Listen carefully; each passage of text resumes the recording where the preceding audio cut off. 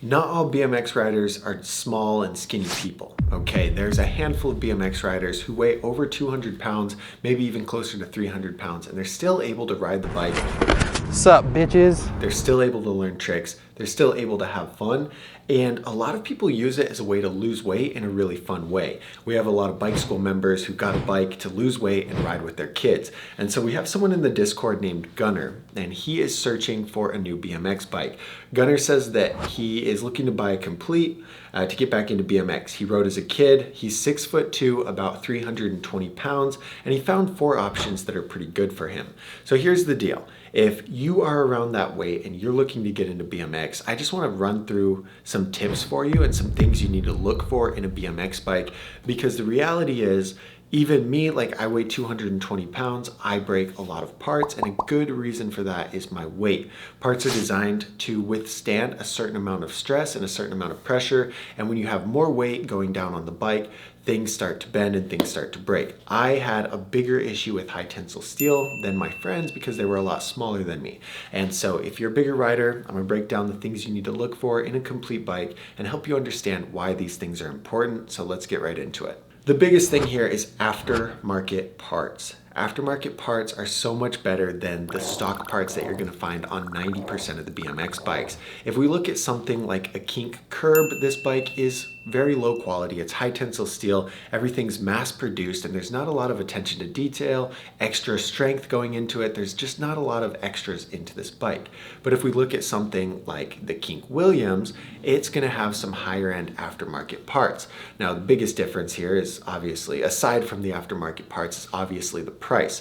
The Williams is gonna cost a lot more than the cheaper Kink option, but it's gonna come with a lot more aftermarket parts. And so these aftermarket parts are actually exactly what professionals ride and what high-end riders ride. And these aftermarket parts are designed to withstand bigger drops, bigger riding, heavier people. And so that's why it's just so important that if you are a heavier rider, to get the best quality bike that you can afford. Now, I'm not telling you guys to go and spend $1,500 on a custom BMX bike or $1,300 on a Soundwave. If you can afford it, that's the way to go. Build a custom bike, get a We the People Envy, get a Sunday Soundwave, something like that.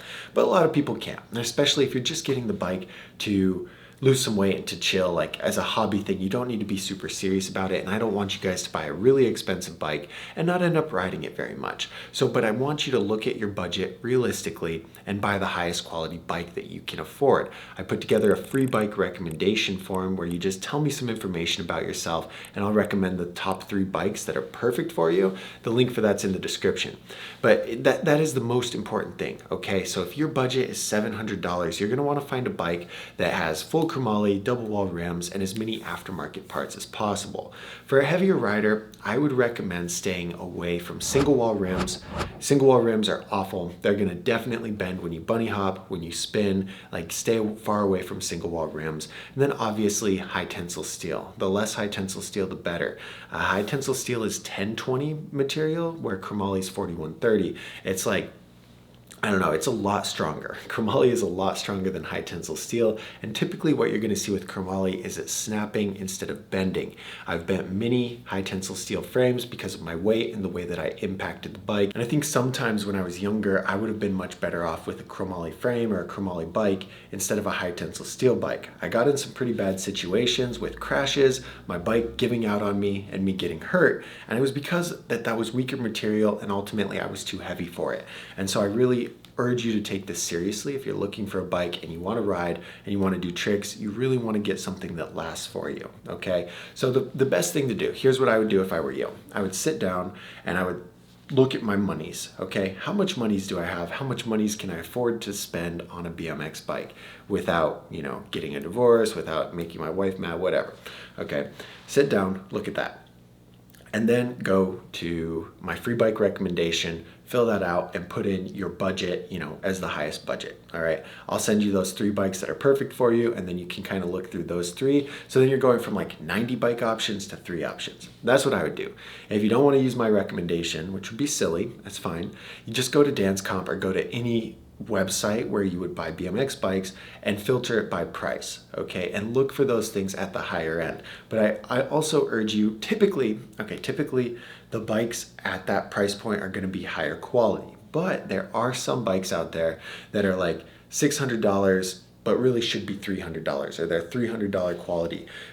And that's where bike reviews come in, okay? You wanna find those bikes at that price point, watch some reviews, see how good they actually are for the price, make sure that it's a good value, and then pull the trigger on it, okay? Best thing you can do, sort by your budget, find the bikes that you like in that budget, do a little more research to make sure that they're worth that price, and then you are good.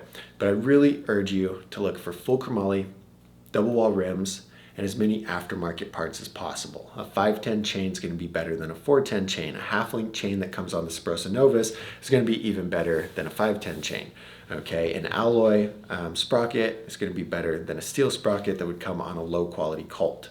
There's just lots of things like that that you need to consider. If you have any questions about BMX, join the Discord so you can ask questions just like Gunnar and get them answered on this YouTube channel.